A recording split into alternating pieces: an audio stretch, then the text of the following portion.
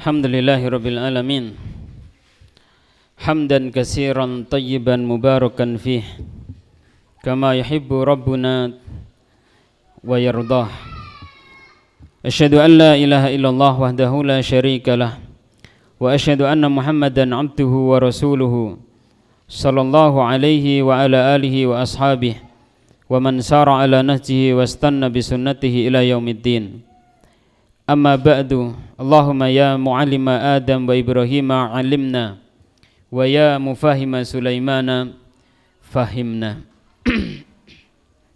Kita lanjutkan kembali kajian kitab Al-Aqidah Al-Wasithiyah dengan mengambil syarah dari Syekh Shalih Al-Fauzan hafizahullahu ta'ala wa ra'ahullahu wa rahimahullah rahmatan wasi'ah.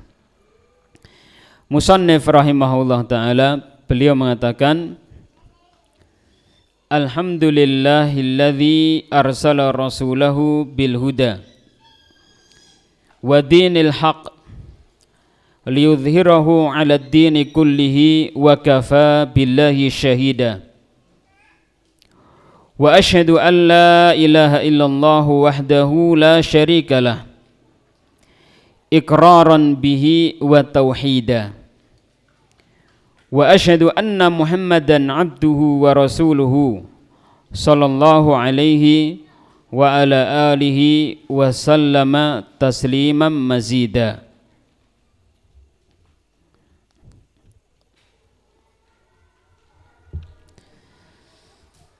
Qala Syarih rahimahullahu ta'ala, pensarah mengatakan, iftataha hadhihi risalata, penulis membuka risalah ini, al-jalilata, yang mulia, bihadhil khutbati, dengan khutbah ini, al-mustamilati, yang mencakup, ala hamdillahi, atas pujian yang disertai dengan kecintaan dan pengagungan kepada Allah, wasyahadataini, dan juga dengan pujian yang mengandung dua kalimat syahadat, wassalati wassalam, dan bersalawat dan bersalam, ala rasulihi, kepada rasulnya.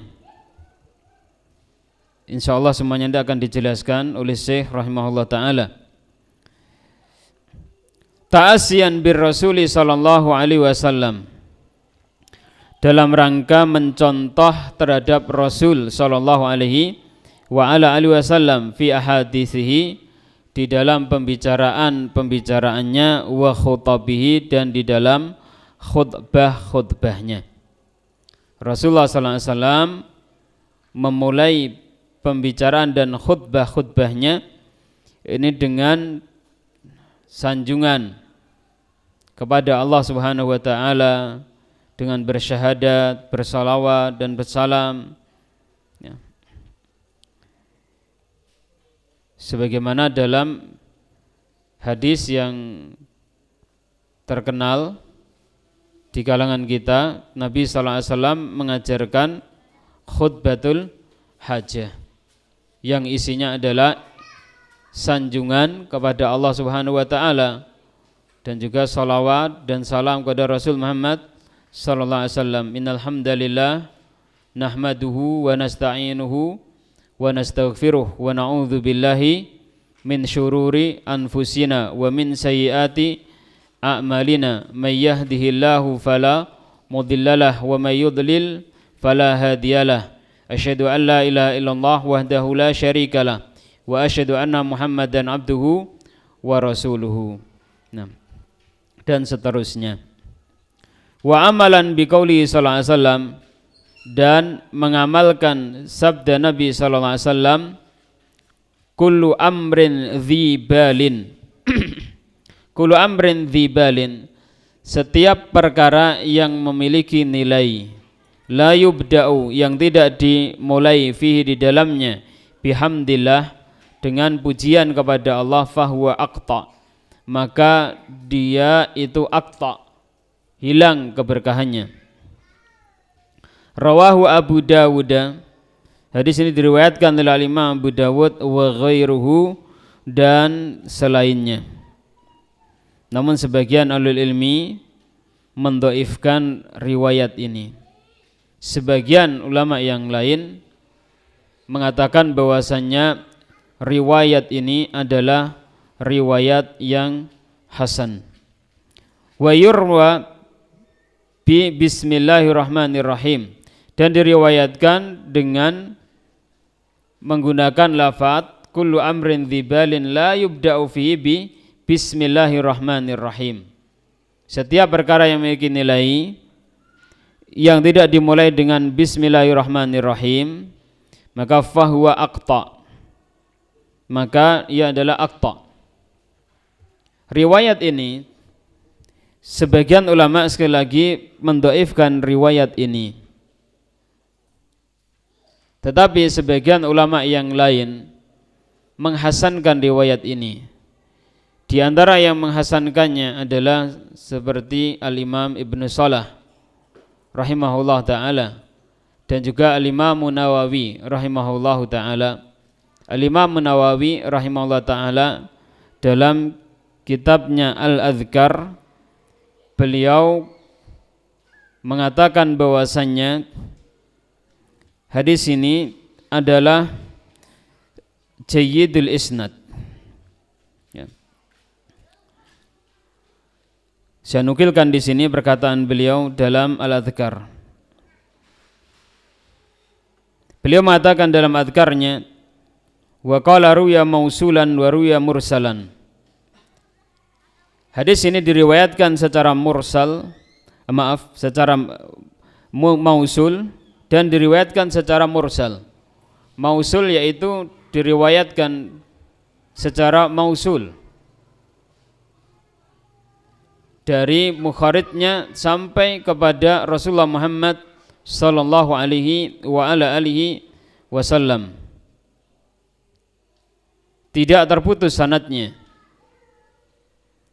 Kemudian mursal, ada sanadnya yang terputus, yakni dari sahabat Nabi sallallahu alaihi wasallam, seorang tabi'in meriwayatkannya dari Nabi sallallahu alaihi wasallam, maka hadisnya dinamakan mursal.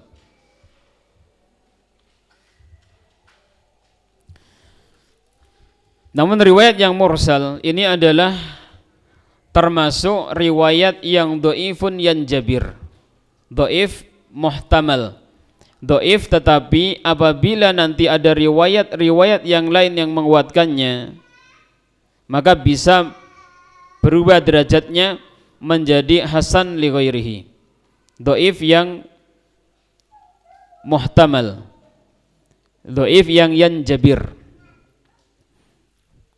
Wa riwayatul mausul jayyidatul isnad, dan riwayat yang mausul sanadnya adalah jayyid.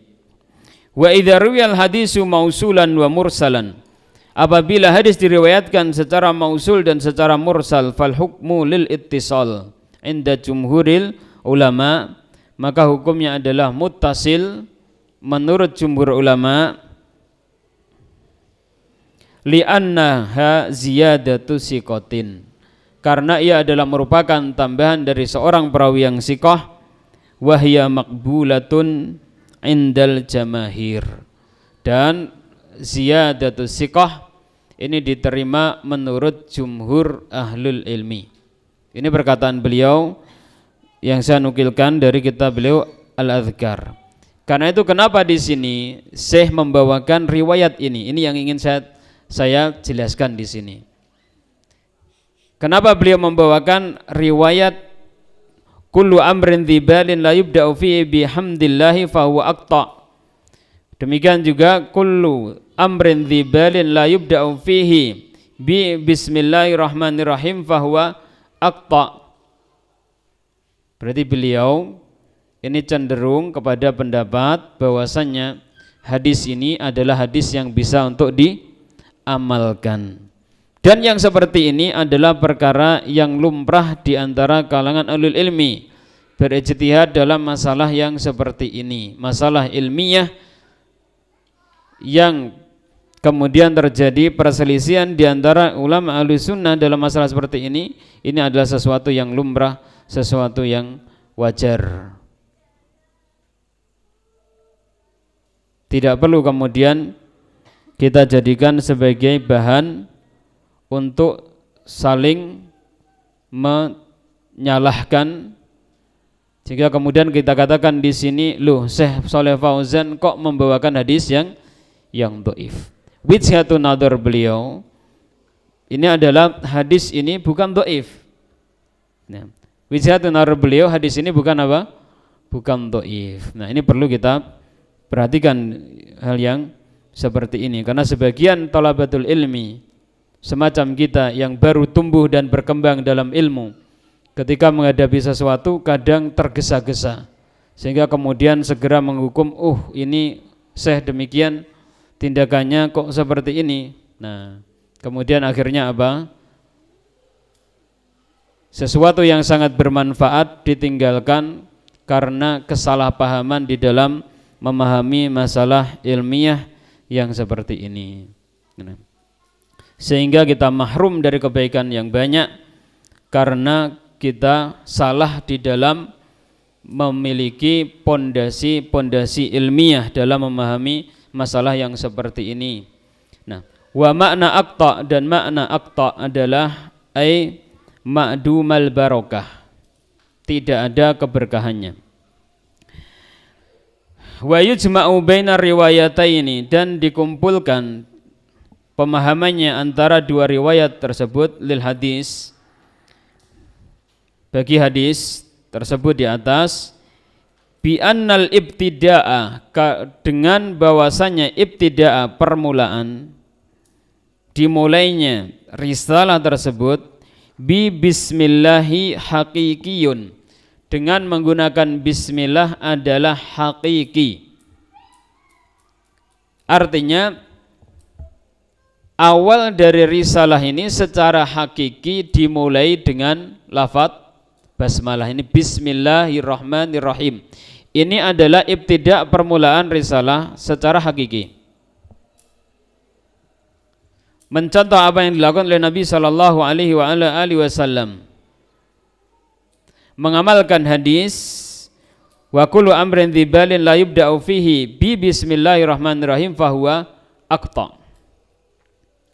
Wa bil hamdi lillahi, dan dengan hamdilillah, dengan pujian kepada Allah, yakni alhamdulillahilladzi arsala rasulahu bil huda ila akhirih.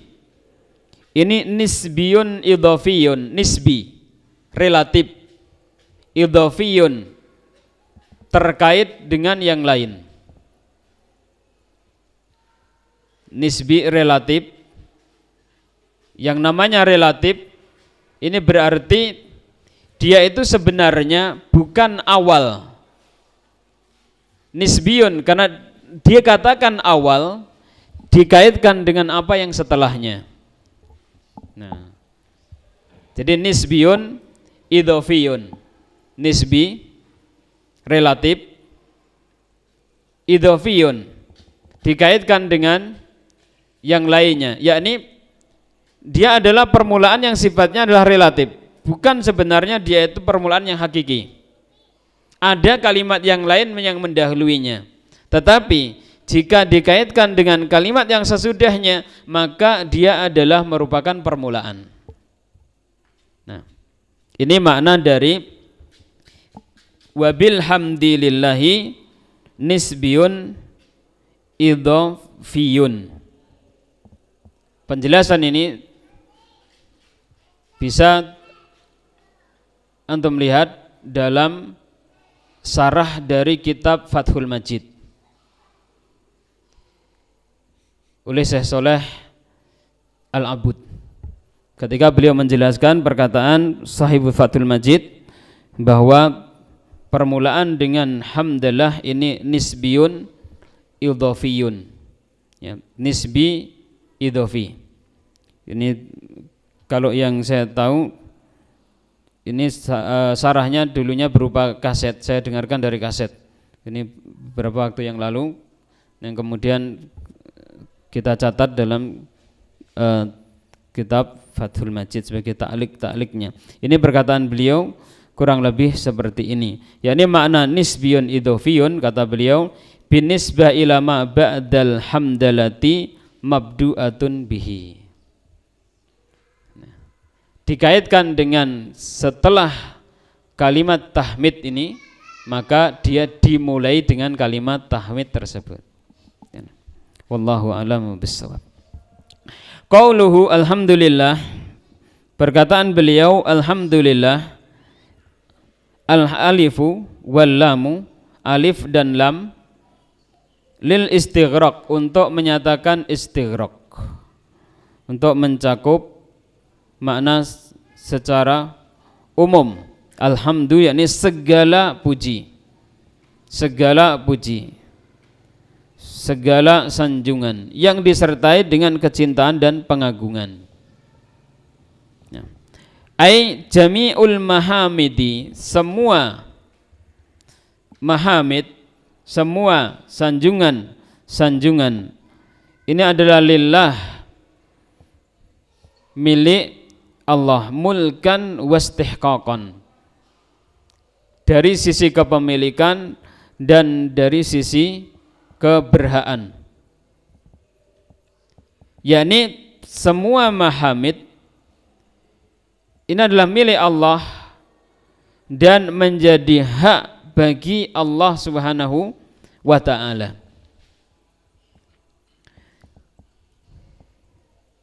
Walhamdu lughatan, dan kalimat hamdu secara bahasa maknanya adalah as-sana'u, sanjungan, bisifati al-jamilati, dengan sifat-sifat yang bagus, wal af'alil hasanati, dan perbuatan-perbuatan yang bagus.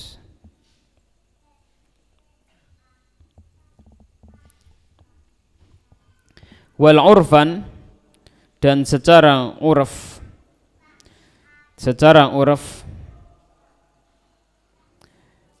fi'lun yumbi'u an ta'dhimil mun'imi bisababi kaunihi mun'iman. Fi'lun, perbuatan, yumbi'u an ta'dhimil mun'im, yang menghabarkan pengagungan terhadap orang yang memberikan kenikmatan, bisa babi kaunihi, dengan sebab keberadaannya mun'iman, sebagai orang yang memberi kenikmatan, wahwa diddud dzam, sana itu adalah lawan dari dzam, pencelaan. Sanjungan adalah lawan dari pencelaan. Dengan kata lain ayol ikhwah, yang namanya alhamdu ini adalah zikru mahasinil mahmudi, zikru mahasinil mahmud, atau zikru atau wa'nam atau wasful mahmudi bil kamali mahabbatan wa ta'ziman. Kita mensifati yang dipuji dengan disertai bil kamal, dengan sifat-sifat sempurna, mahabbatan wa ta'ziman, yang disertai dengan kecintaan dan pengagungan. Ini alhamdu. Karena itu alhamdu di sini adalah berlainan dengan al-madhu, dengan sanjungan.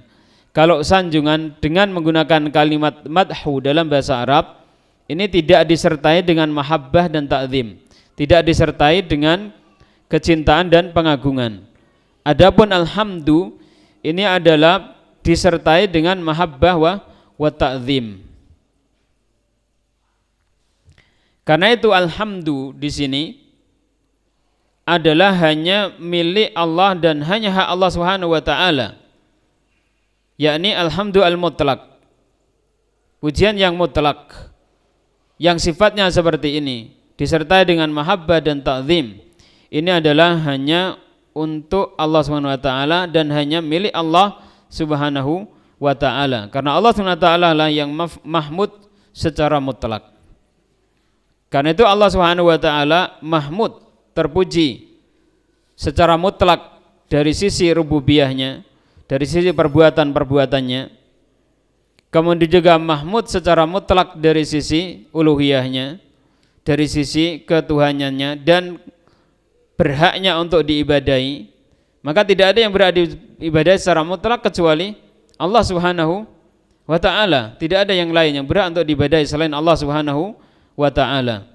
Kemudian juga Allah Subhanahu wa taala mahmud dari sisi nama-nama dan sifat-sifatnya.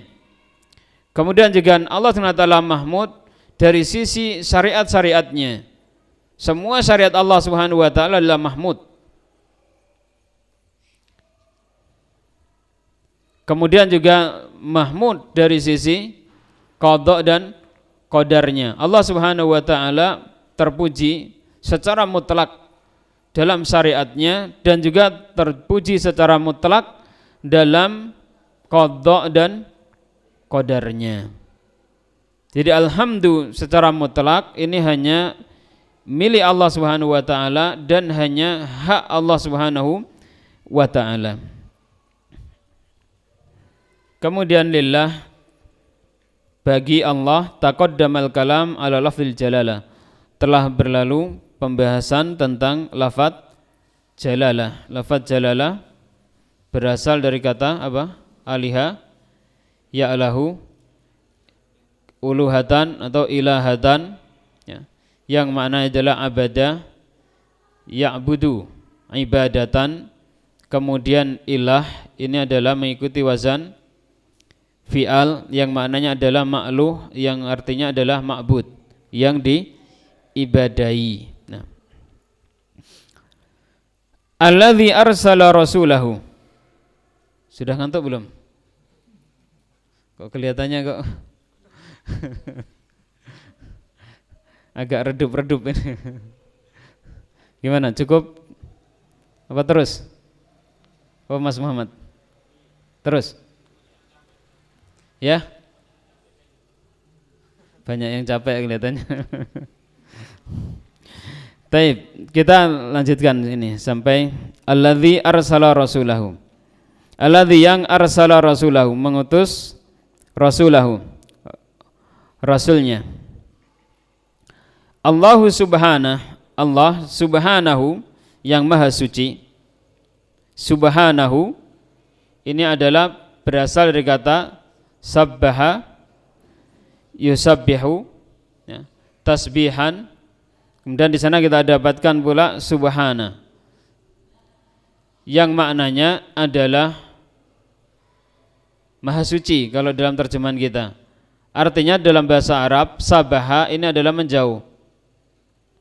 Nah, subhana artinya kita menjauhkan dari Allah Subhanahu wa taala segala macam aib dan segala macam cacat, segala macam kekurangan-kekurangan. Ini makna subhanahu.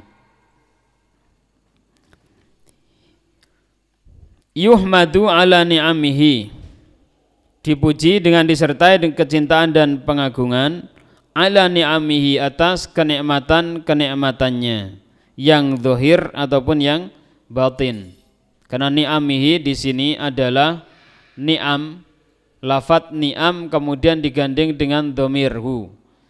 Yang mudhaf ilaih seperti ini maknanya adalah memberi makna umum, ya. Maknanya adalah umum. Kalimat yang mudhaf ilaih ini maknanya adalah umum. Seperti Abdullah, hamba Allah, terdiri dari kata abdun dan lafdzul jalalah Allah.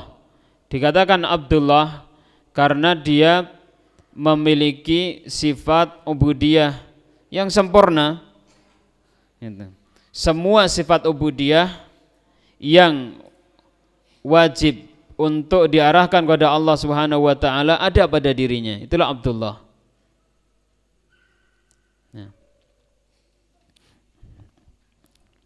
Karena maknanya Abdullah ini adalah umum. Semua penghambaan kepada Allah Subhanahu wa taala. Ini ada pada dirinya. Nah, ni'amihi, nikmat-nikmatnya secara umum, baik yang zahir ataupun yang batin. Allati yang la tuhsa, tidak dihitung. Tidak mampu untuk dihitung. Wa min ajalli hadhihin ni'ami, dan paling luhurnya kenikmatan-kenikmatan ini, an arsala, yaitu Allah arsala mengutus, ba'atha mengutus, rasulahu, rasulnya, rasulahu, ini rasul mengikuti wazan fa'ul yang maknanya adalah mursal, ya, yang diutus, ya. Seorang yang diutus kepada kita semuanya menyampaikan risalah dari Allah SWT, Muhammadan, yaitu Nabi Muhammad sallallahu alaihi wasallam. War rasulu, dan rasul, lughatan secara bahasa adalah man bu'itha birisalatin. Man bu'itha birisalatin, orang yang diutus dengan risalah. Kenapa kok secara bahasa rasul adalah man bu'itha birisalah?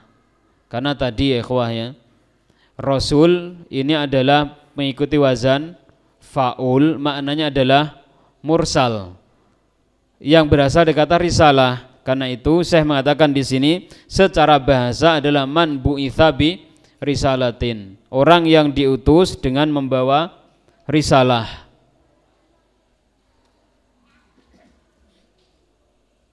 Ini rahasianya kenapa kok diartikan man bu'itha bi risalah rasul di sini secara bahasa. Karena memang sekali lagi rasul adalah berasal dari kata risalah, mengikuti wazan fa'ul, maknanya adalah mursal, berarti yang diutus. Nah, dengan yang diutus dengan membawa risalah.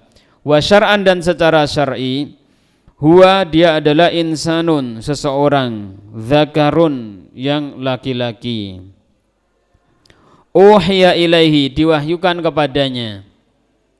Uhiya, diwahyukan, yakni diinformasikan kepadanya risalah secara khafa, secara rahasia, secara menyendiri, tidak ada orang lain yang bisa mengetahuinya.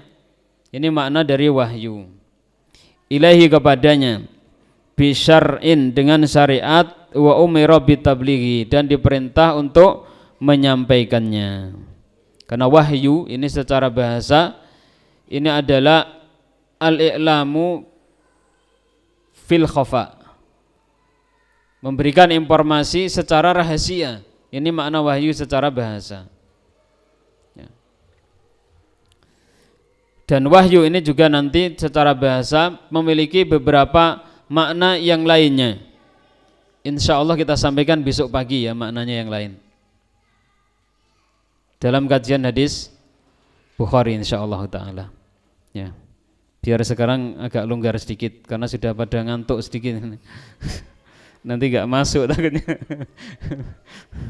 Wa syar'an, dan secara syar'i adalah huwa, dia adalah insanun dzakarun uhya ilahi bi syar'in wa umira bi tablighihi, diwahyukan kepadanya suatu syariat, wa umira bi tablighi, dan diperintahkan untuk menyampaikannya. Berlainan dengan nabi. Kalau nabi ini lam yu'mar bi tablighi, tidak diperintah untuk menyampaikannya. Ini adalah ta'rif menurut jumhur ahlul ilmi.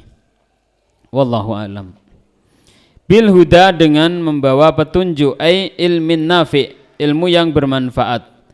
Wa huwa, dan ia adalah kullu ma ja'a bi Nabi sallallahu alaihi wasallam, semua apa yang dibawa oleh Nabi sallallahu alaihi wasallam, minal ikhbarati shadiqati, dari kabar-kabar yang jujur, wal awamiri, dan perintah-perintah. Apa itu perintah? Apa perintah ikhwah? Apa perintah itu? Hah? Apa perintah? Kemudian larangan. Talabul fi'li ala wajil isti'la. Menuntut untuk melakukan sesuatu ala wajil istihla, dengan sifat isti'la. Orang yang memerintah, orang yang menuntut untuk dilakukannya sesuatu tersebut merasa lebih tinggi dari yang lainnya yang diperintah. Adapun nawahi larangan ini adalah talabu tarki ala wajil isti'la menurut sebagian ulama ahli usul fikih. Menurut sebagian ulama ahli fikih yang lain ala wajil ulu, dengan sifat yang memerintah itu lebih tinggi. Namun apabila dikaitkan dengan khitab dari Allah dan Rasulnya, ini hanya satu, yaitu talabul fi'li ala wajil ulu, ini kalau perintah. Kemudian talabut tarki ala wajil ulu, kalau ini adalah larangan. Berarti intinya larangan adalah menuntut kita untuk mengamalkan sesuatu, yang namanya perintah adalah menuntut kita untuk melakukan sesuatu, dan larangan artinya adalah menuntut kita untuk meninggalkan sesuatu. Wasairi syara'i, dan sairi syara'iin nafi'ah, dan sair dan sairi syara'iin nafi'ah, dan semua syariat-syariat yang an-nafi'ah, yang bermanfaat. Demikian, mudah-mudahan bermanfaat. Wassallallahu wasallam ala nabiyyina Muhammad wa ala alihi wa sahbihi ajma'in, wa akhiru da'wana anil hamdulillahi rabbil alamin.